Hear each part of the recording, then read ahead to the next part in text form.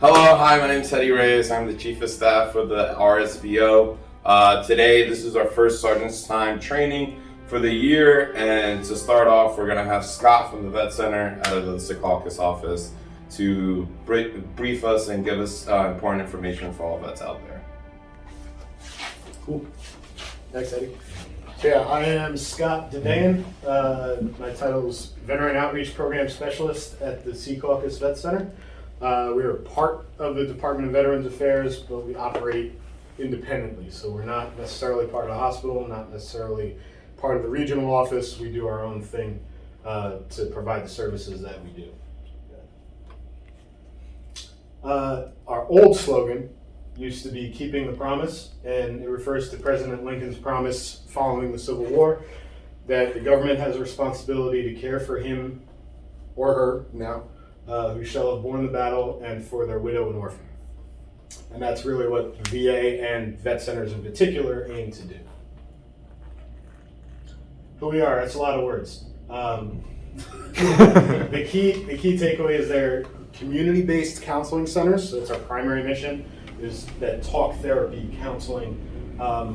Originally, our founding, we were created to service Vietnam veterans.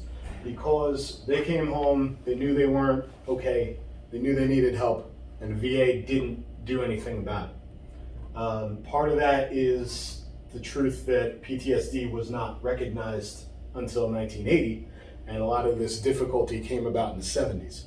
So there wasn't anything available to offer to them to say this is what you should do. All the wars before that, go get a job, go get married, go get back to real life. Right?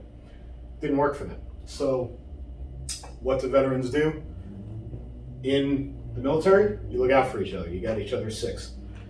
When you get out, you tend to do the same. So Vietnam veterans who were treated poorly by the VA, treated poorly by the civilians, treated poorly by other veterans, because World War II and Korean vets said Vietnam was not a real war, they took care of each other. They banded together. Who better to understand what you're going through than someone who lived it, right? The only people that could get what they were going through were other Vietnam vets. So they'd get together, they called these get-togethers rap groups, because 70s and you gotta talk cool about everything. Really what it was getting drunk, probably smoking up a little bit, but there was a positive effect to being able to talk openly with somebody that understood what you were going through, what you were talking about, and get these experiences off your chest. You didn't have to understand what you were going through, just the ability to talk it through with somebody that could empathize and understand. So this, across the country, starts building steam, growing and growing and growing. There's these rap groups happening all over the country, to the point where it gets the attention of the VA and Congress, and they say we gotta harness this, envelop it, and fund it, and make this something that the VA does to take care of this group of veterans. So in 1979, Congress signed legislation that had VA fund and take care of the Vet Center program, and that's where we came from. Part of it was you have to have licensed mental health providers as part included in this whole thing, but they wanted to maintain that we were staffed by as many veterans as possible because of that connection, talking to one of your own, and that we would maintain a separation from the rest of the VA because of the comfort that was built knowing that you weren't going to the VA hospital to get these things done. So community-based, wide range of services. Our piece of the VA is called readjustment counseling. So it's, in sense, to get you from the soldier, Marine, sailor, airman to being able to function as a veteran. And sometimes that adjustment period is difficult. So anything that feeds into that, which usually is combat PTSD, that's our primary group that we treat. But there's a whole bunch of other things that could influence that. That's what we exist to support. So what do we do? This is going to click through one at a time. All right. Counseling, primary focus. PTSD, most of the time we're talking combat. That's our original mission, is combat PTSD. Started with Vietnam, expanded to other periods of conflict. Around the time of Desert Storm, we added in the non-metal things like Panama, Lebanon, Grenada, those things.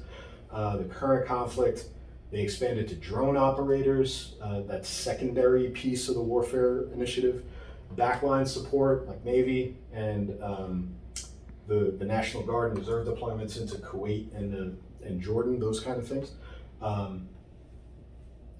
And mortuary affairs is part of that as well. MST, military sexual trauma, that was added into our scope because trauma is trauma. What causes it is going to be different, but the effect on the person is going to be similar.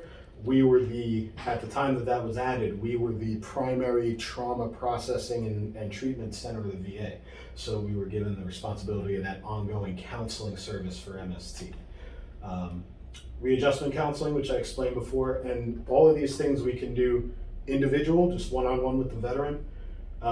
Groups, like you'd expect, whether a therapeutic group or an activity group. We have an art group, we have a book group, movie group, things like that, where you're still talking about what's going on, but you also have an activity that kind of leads into discussion.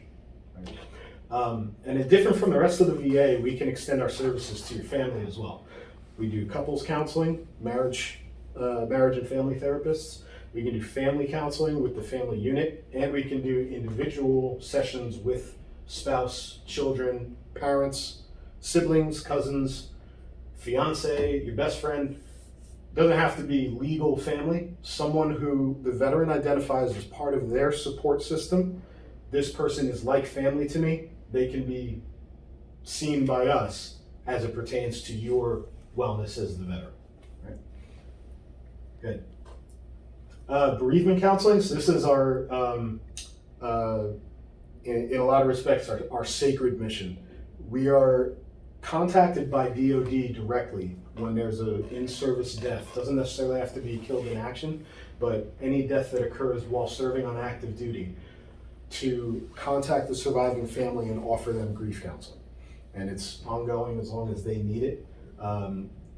It's the only piece of the VA where DoD directly involves us with the surviving family in a case of an active duty death. So we hold that responsibility very important. And unfortunately, recently we've had to be dispatched more often than it seemed.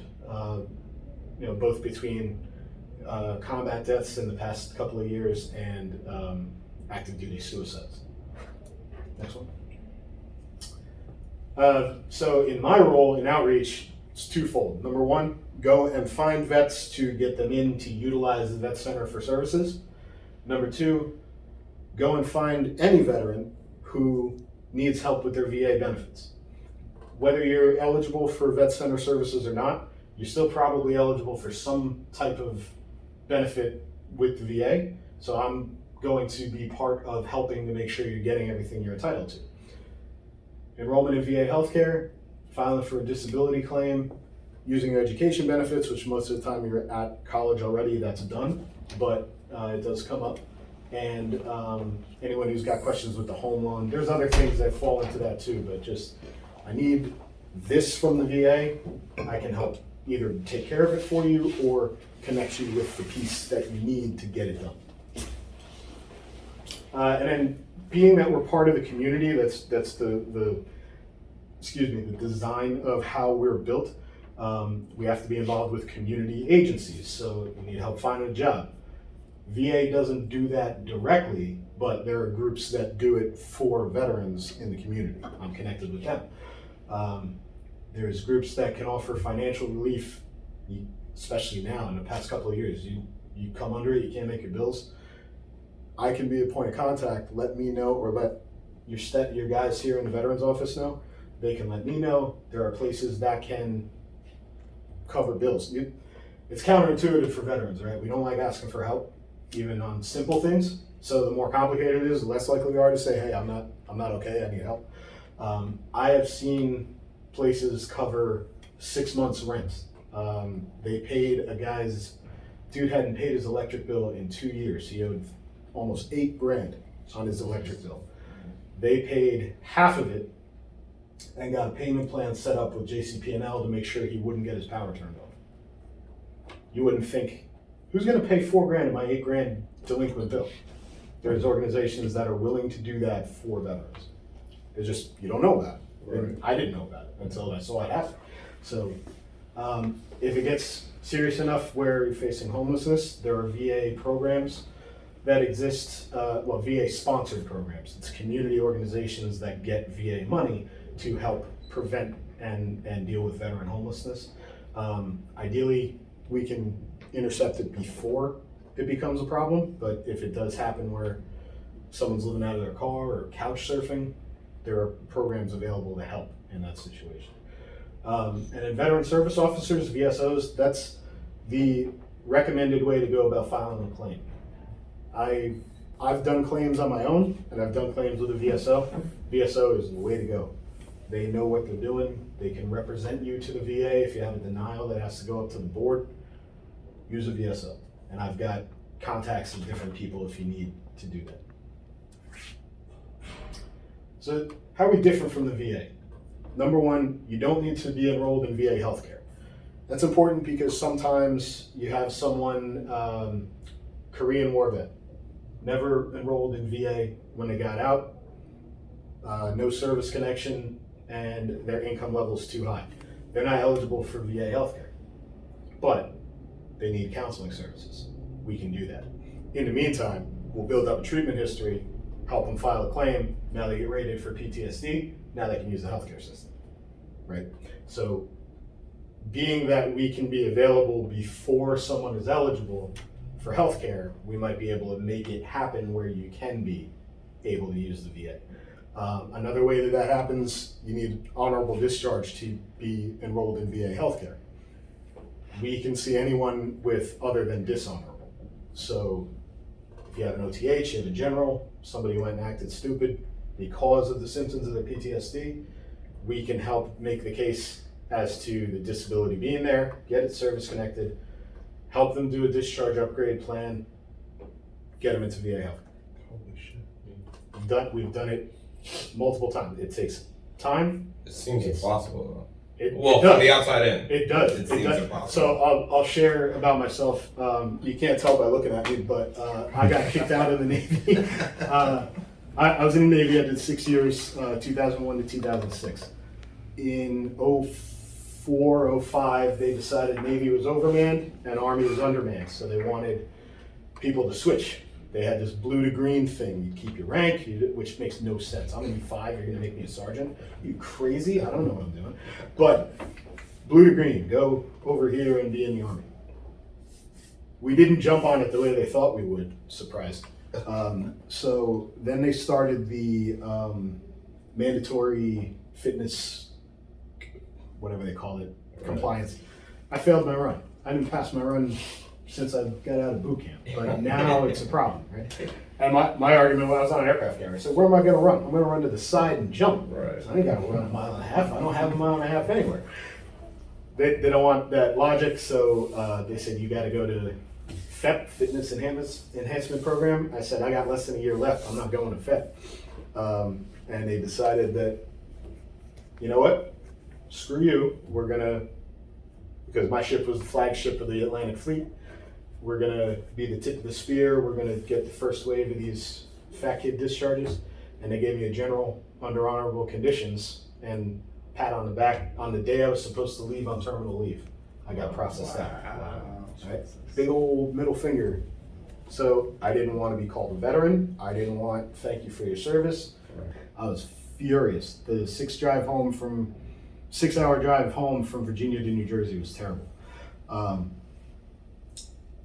I went to Newark to the regional office. I met a VSO. He helped because I knew I had an injury. I needed to get service connection. He helped me with that. He told me about the education benefits. He told me about a discharge upgrade. And I went through the whole process with him. You got to write a personal letter. You got to get character statements. So I had one from a chief from when I was in, one from someone that knew me from before I went in. You need all your evaluations, you need this, you need that. Like, look, I wasn't a dirtbag up until here. And right here is where I made one mistake, and now you've ruined everything that I joined the military for. When I get the response back from Annapolis, it's a whole room full of admirals in Annapolis, they're like, yeah, you shipped it the wrong thing, so we don't need to look at any of this. Here's your new DD-214. So like mine was easy, but for almost a year, I'm living in this like everything's gone, blow it all up. I just wasted 6 years of my life. Right. So on the flip side, where it's more of a situation where you can say the service member screwed up bad, you can still get it through to open up access to VA benefits because that helps you to be taken care of as a civilian. If you don't have access to VA healthcare, you're just going to continue making bad decisions. You can make that argument.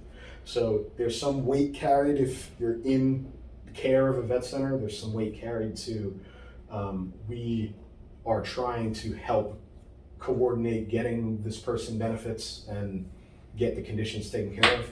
So it doesn't make it go faster, but having us behind you and using our records as support and things like that, there's definitely a benefit to it. I think to that too, like I know a lot of veterans, like similar to that issue where like they get out. So like I was 11 Bravo, I was infantry, right? You got back from deployment and they asked you, do you have any mental health issues?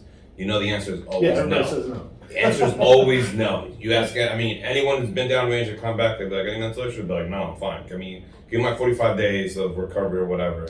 This and that. And then you get out and then you experience the effects of PTSD because you don't think about it while you're in because you're normal. But once you get out, you're like, okay, I'm not normal. So then a lot of people are just like, oh, well, it wasn't, well, I said no, or it's not documented. Because they always ask about that. Was it documented? You'd be like, well, no, I said no because I didn't want to look like a in front of the whole battalion or in front of the whole thing. Cut that out. So then, no, it's just like a lot of things where people just say like no, and then they're asking for medical records to be like, I'm just realizing it now, and then you could easily get rejected when you submit for like, oh, I have PTSD, you'd be like, oh no, it's not service connected, so it's rejected. But there's 3 psychologists at the VA hospital that I do, and it's documented, and then you got to go through, have a representative and. That type of situation is more, it's going to affect you more with a physical injury than mental health. Because you could make the argument that at that moment you didn't know, or you were still in shock, whatever it might be. It's definitely easier, quote unquote, easier to have that time from event to onset of symptoms where you could say, no, they didn't know. We have Vietnam vets who were, in their mind, fine until they retired. Now that they're retired and they're not busy from work all the time, nightmares, panic attacks, like, what is going on? This has never happened to me before. Yeah, because you use work as a coping mechanism. Right. Now it's gone and you don't know how to deal, your brain doesn't know how to deal with all this stuff that it's been repressing. So even in a situation like that, you can still get service connection because they meet the traumatic event criteria and diagnosis. So it seems from everything you get told, it seems like bro, it's impossible. Like you get out, you're like, I'm not gonna get anything, and then people be like, just submit it. Like they just submit it, and you get people like you that are just like, oh, just go see someone. You're like, bro, it takes nothing. It takes 5 minutes. Just sit down and talk to someone, and then they'll explain it to you. Yeah. But I know a lot of people that just get out and be like, oh, I'm not, like, I ain't gonna get shit. It's not worth it. Or the rumor, like, oh, you got 100%, you can't get a job anywhere else. Incorrect. I just learned that. Like, I'd be like, oh, really? You know what I mean? People hold back, or like, you know what I mean? They're just like, no, like, it's not worth it. Be like, dude, the worst thing they could say is no. And even when they say no, you got someone else to be like, nah, I'm gonna represent you because I know how to get them to say yes or whatever. Or they're just experts at what you don't know of. There's a fair amount of wording things the right way on the VA paperwork to get it looked at appropriately. Hey, you don't know that. You don't know what you don't know. I thought I was gonna get approved. I told him my whole story, be like, denied. Be like, these mothers, like, and then you get the same answer, like, F this, F them, they don't do shit.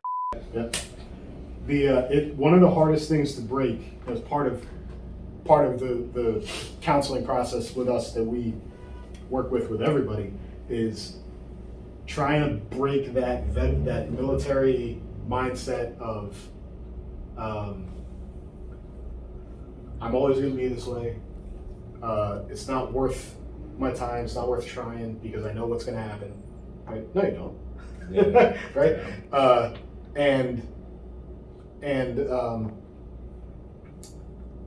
If this goes bad, I don't want to deal with what could happen, right? The avoidance of negative outcome. So we try to, all right, they say, no, what happens? Then you come and tell me, and we'll come up with a plan on how you go. You can appeal until the day you die. Right. It never goes away. And if they finally grant it, they got to go all the way back to the first time they denied it. They'll wish they had, you know?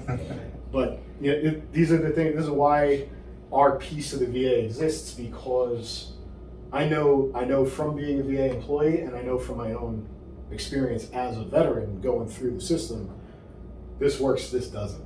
And I've felt a lot of the same feelings and apprehensions and everything, so I can almost finish someone's sentence for them when they start to say, listen, here's why I didn't stop. And I think it's also too like you're a veteran, so you get it. Like when I went to the VA and I sat down with a therapist, she was amazing, but there was I wasn't 100% open because she's not a vet, and she would try to relate to me. She's like, look, I have patience.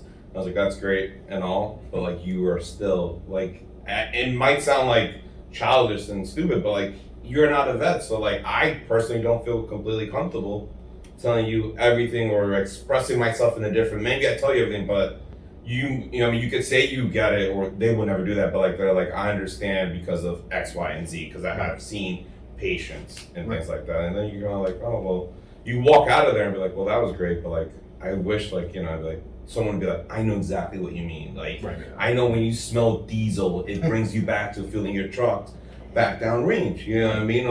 Or just the smell of burning fire, or just burning garbage. Like I get it. Like I know how that brings you back. Or a laser pointer in your class and they point it at your eye, but I know what that does for you. Like I get it. Like whenever I see lasers on you, that's the enemy pointing at you. Right. You know what I mean? Right. Just certain things like that, and they're just like that. Just like, oh shit. Oh, he does get it. Yeah. I don't have to call my buddy in California to sleep and be like, wake up, bro, I'm going through shit right now. You're the only one that gets it. Like, you know what I mean? Or wherever they are, like in the world, and just things like that. Well, I'll get through the rest of this, and then whatever question you guys have, we can come back. There's never a bill. So with VA healthcare, you may there's all sorts of different tiers. They call them priority groups. Where you fall, you may owe a copay, you may not. Depends on a whole bunch of things. But sometimes there's some people who use VA healthcare where they owe a copay for every visit that they go to. Vet centers are free, period, end of story. There is no billing process with a vet center. If you're eligible for our services, it's free. For you, for your family, forever. As long as you need us. And there's no time limit. So a lot of times, in the civilian sector, you'll see like you need counseling for depression. It's 12 weeks. Anger management, 10 weeks. Okay, it takes 12 weeks for you to open up and really get it. Right. And I'm not putting you on the spot, but like any of you, right? I don't trust you yet. Are you on the up and up? Are you on my side? Can I trust you? Or are you going to turn on me and tell me that I'm the problem like everybody else in my life has? Right? And I say things the way I do because I get it, like you said, right? It's not judgment. This is what happens. Right? Yeah. So we don't have a time limit partly for that reason. We know that it takes longer to really get to what's going on, to get the full story and help for the veteran to really accept the help and take steps to change.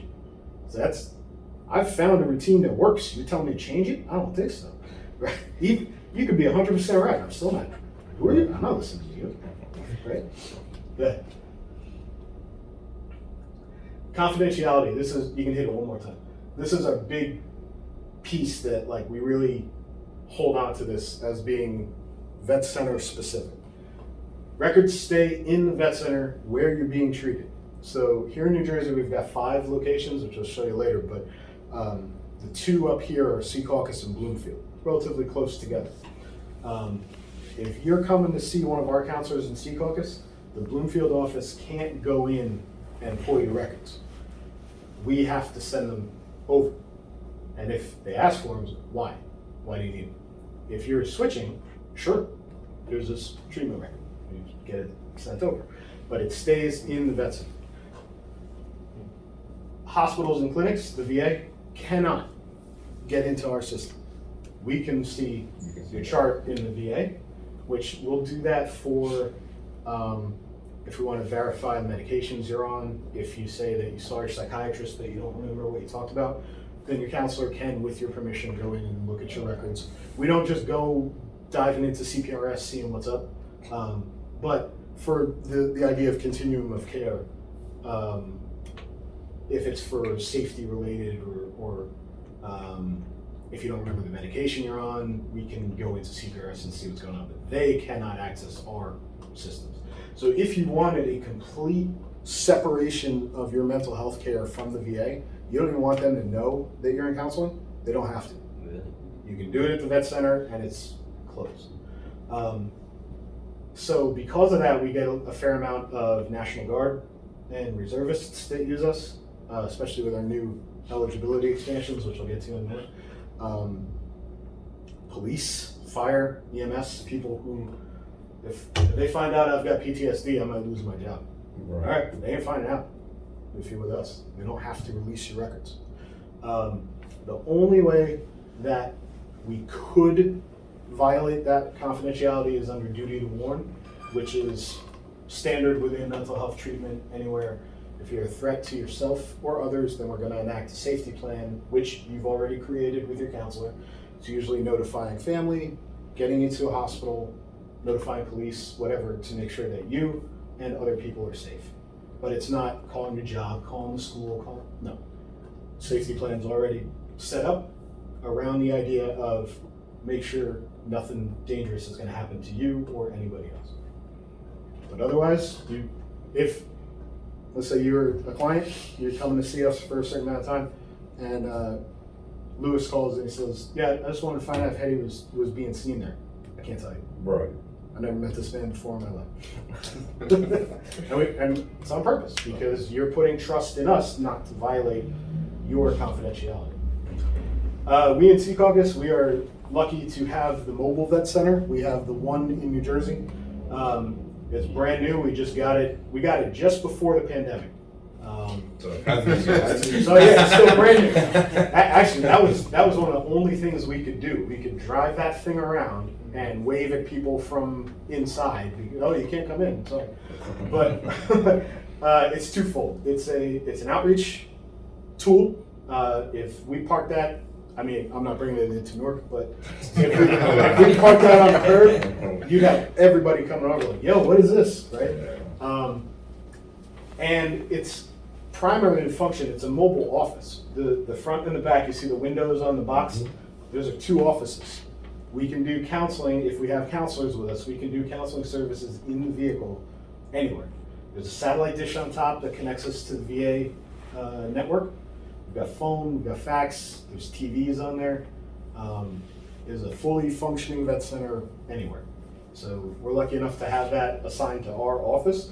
But Jerry, my coworker, is the primary driver, I'm the secondary driver, and that thing covers the entire state, New York City.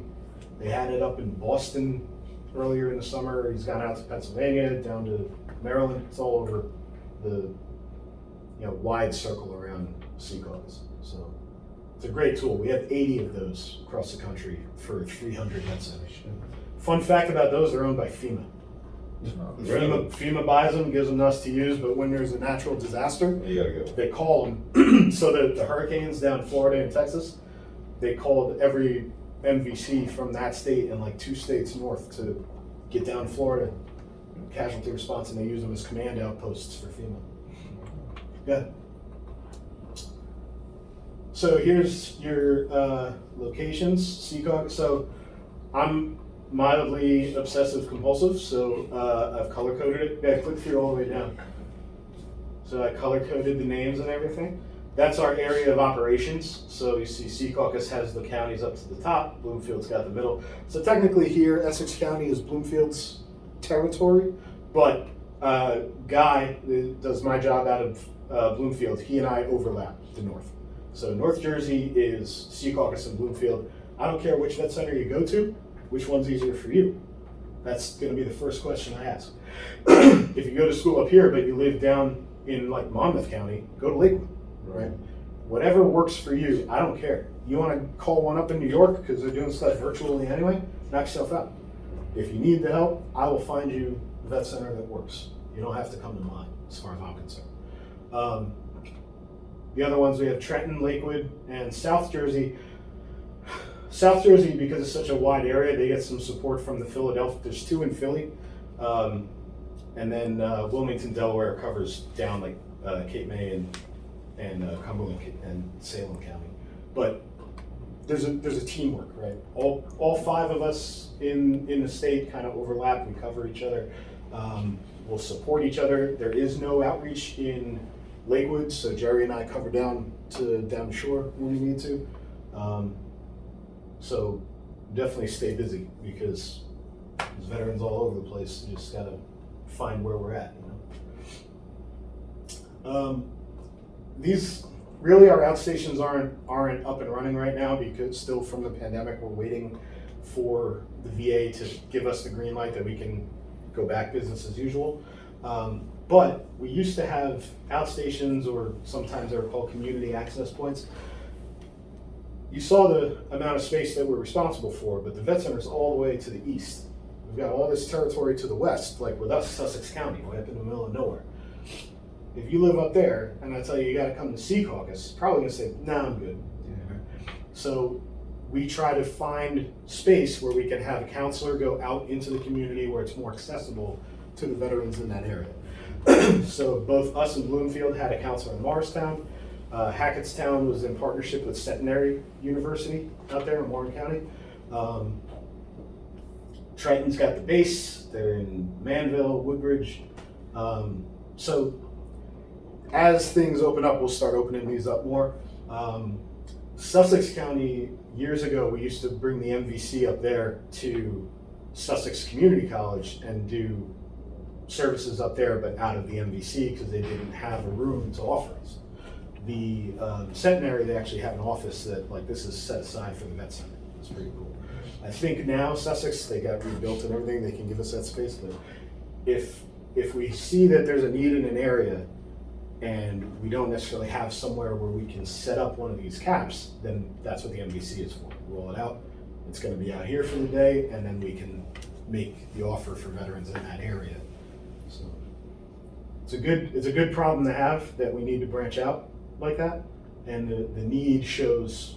You know, if we got overrun in these community access points, then you'd start making the argument for, we need another vet center to service northwestern New Jersey, which that's actually going through Congress right now. There's a Vet Center Expansion Act. I think 25 more across the country are being proposed. So Northwest Jersey is one of them. I think they're looking like Morris County area. This is our staff. Get one more. Oh, I gotta pull Victor off of there. Victor's no longer with us, but see, myself, Jerry, and Neil are all veterans. And you know, carrying forward that idea that we try to have veterans on staff at the vet center to make it more comfortable. Now, the other counselors, Jennifer, before she came to be our director, was at the VA in Brooklyn. The Bronx. Cassidy was with VA Homeless Services out in Spokane, Washington, and Fred was doing counseling down on Joint Base NDL. So even though they are civilian, they have experience working within the veteran and military community. So you do see, we get a pretty good feedback about their, like you were saying, like that inability to connect. They've got experience that seems to ease that for a lot of people. And a lot of our clients are in a situation where they've been juggled around. Before the pandemic, we lost 2 counselors. Our director retired. So it was just me and Jerry, Regina, Neil, and Victor. That was it. And we were just like Spider-Man holding the train. You know, we were holding it together by the strings. Jen came in as our new director. We were able to hire Cassidy. We hired Fred. So our veterans who got kind of juggled around, like fit them in where we can, now being more consistent with somebody, they've been giving us good feedback. So something I should note, at any point, whether it's with us, VA, whatever, mental health counseling is something that's really personal, right? You have to expose the thing that bothers you the most to somebody that you only know in this once a week meeting, right? It's not an easy ask of anyone. At any point, you are entitled to say, I think I'd like to see a different counselor. Now, some people do that when the counselor's not telling them what they want to hear. And it's just got uncomfortable, I want to switch. Okay. But if you feel like you're not connecting with the person, you've given it a shot, you've raised the concern a couple of times, you're completely entitled to see somebody different. And we support that as well. Again, within reason. We do get people like try to hop between everybody and say, none of you work for me. Maybe you're the problem, I'm just saying. But keep that in mind, whether you use us or not, if you go into a counseling situation, you have the power, you have the authority to say, I don't think it was working with us, I'd like to try seeing somebody else. You may hurt their feelings, too bad.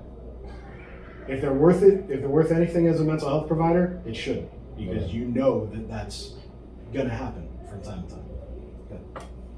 Okay. So connecting back to where we came from, we actually have this painting up in the vet center, much bigger. But like the theme, what we've been talking about, for those who understand, no explanation is necessary. For those who don't, no explanation is possible.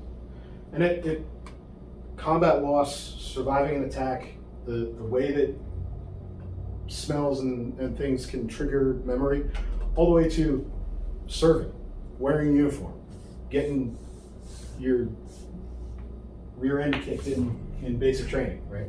I was in the Navy, I had it easy, quote unquote, in a lot of respects, but I still get it being in the military, right? And there's things that you just can't explain to somebody that doesn't share that experience. And I hope this is a training photo. Like, that's a great photo to get live if that guy's actually hurt. But I saw that quote with a different picture I couldn't use, so I had to find a better picture. But, in your darkest hour, when the demons come, call on me and we'll fight them together. That is 100% what I try to do as an employee of the VA. I'm in the process of doing what I need to do to become a counselor, because when I needed it, I had a counselor at the Bloomfield Vet Center that helped me, and a lot of other veterans I know credit what we do, or what the vet centers have done for them as to why they are where they are now, and not where they were 10, 15 years ago, right? And that's what I want to do. I've met people who I know they're in the worst part of what they're dealing with, and I want to be part of helping them get back around, because I was able to do it. I know other people who were able to do it. It's possible for anybody, right? And the idea of teamwork, camaraderie, brotherhood, sisterhood, whichever, that you get being in the military is really strong within the vet center community.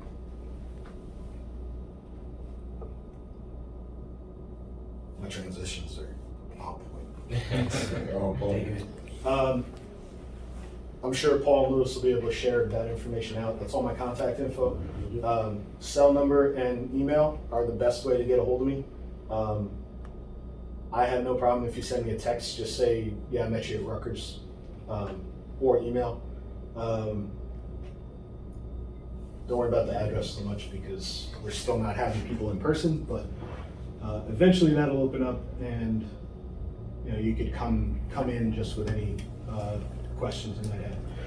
So I said before I'd come back around to eligibility. So primary, like I said, is combat service or combat support. So we're looking for, if you have the in-country medal, so like the Iraq campaign medal, the Afghanistan medal, Global War on Terror Expeditionary Medal, Armed Forces Expeditionary Medal. I just saw the other day there's a new one for Inherent Resolve has a medal. So I'm sure we're going to get something eventually that says you can use this now. We have a broad pull down that says OEF, OIF, OND, OIR, all the new conflicts. And within that scope, like I said before, is drone operators, mortuary affairs, backline support. If they didn't get awarded the decoration, is there something on the DD-214 that says deployed to this area in support of operation whatever? That's good enough. If we can get an LES that shows combat pay or hazardous duty pay, there you go, right? It happened with the National Guard. They had a group deployed to Jordan, and it was in support of OEF, but they didn't get any sort of medal, and there was nothing on their DD-214. The Guard admin down on the base had to, go back and have the admin of the active duty component still over in Jordan redo all those DD-214s so that it opened up their eligibility for VA healthcare. But it also opened them up to be able to use us, right? So there's some, we use the DD-214 as our document. That's the only thing we require. So we're looking for those things first. If it's not on there, then what else can we get? Can we get orders? Can we get something that places you there to satisfy the eligibility? So like for me, Navy ship was in the Gulf, so like I got the G1 Expeditionary Medal, that's it, I'm good. It doesn't matter what my issue is specifically. I don't have PTSD. I have some other anxiety and adjustment issues that look exactly like it. So the treatment is effectively similar, but it didn't matter. I just had the placement where I needed to be, not diagnosis as well, right? So we worry about what gets you in the door, and then what do you need?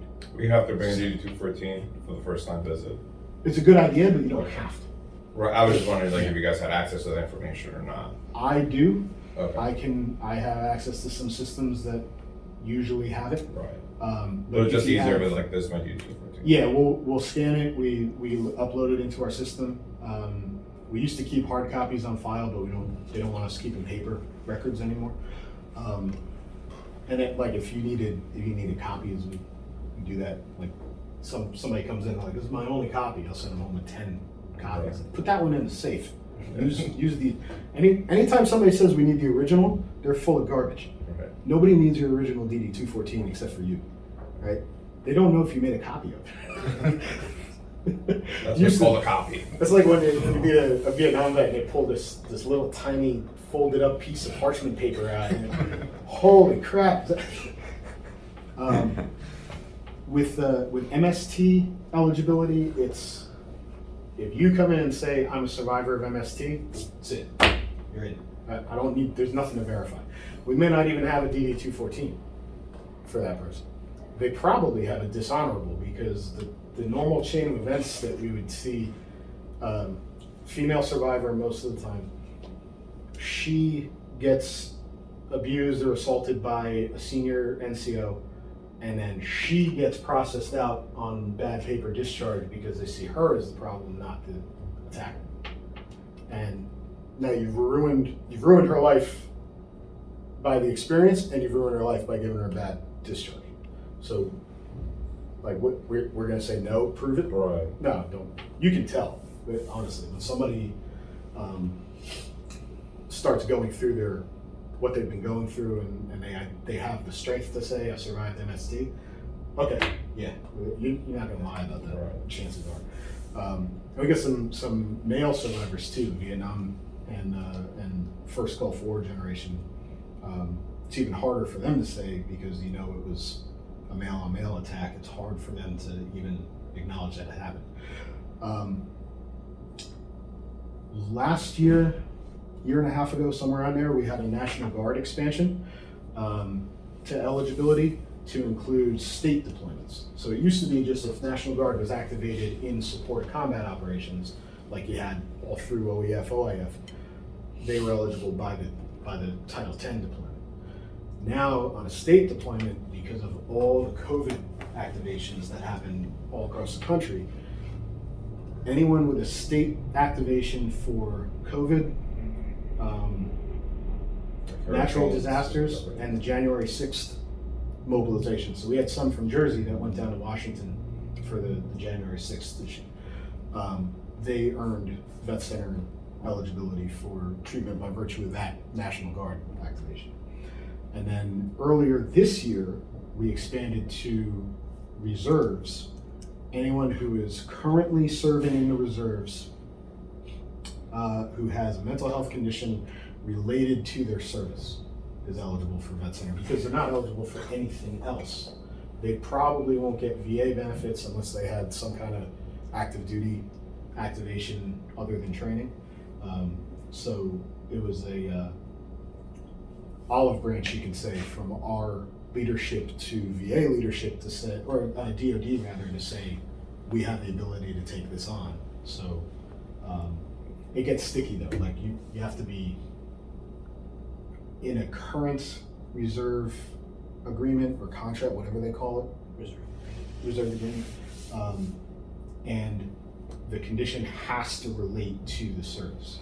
So like if you've got chronic bipolar, it's like, it's got nothing to do with your service, right? Or I've got ADHD and I can't concentrate. It's like, well, probably shouldn't have joined the military. But like none of us have ADHD. But so it's we haven't had a lot, but we have once the word got out, I know we have one client at our center, but we have gotten some response on that. So, you know, I was lucky enough to get this job at a time in my life when I felt like I was stagnant and I wasn't going anywhere. And since I got out of the military, this is the first job I've had that felt like a career. And the benefit to it is I feel like I'm actually doing something. I'm talking about something that helped me, and I'm not just out here trying to sell something. It's a real service that I've seen the benefit of. And if counseling is not on someone's radar, there's probably something else within the VA benefit scope that they're interested in that I end up getting a call eventually, right? When I started, I didn't even have business cards yet. I was writing my phone number down on Post-it notes and giving it to people. You remember that? I was going everywhere. I was going to schools, I was going to community things, nothing.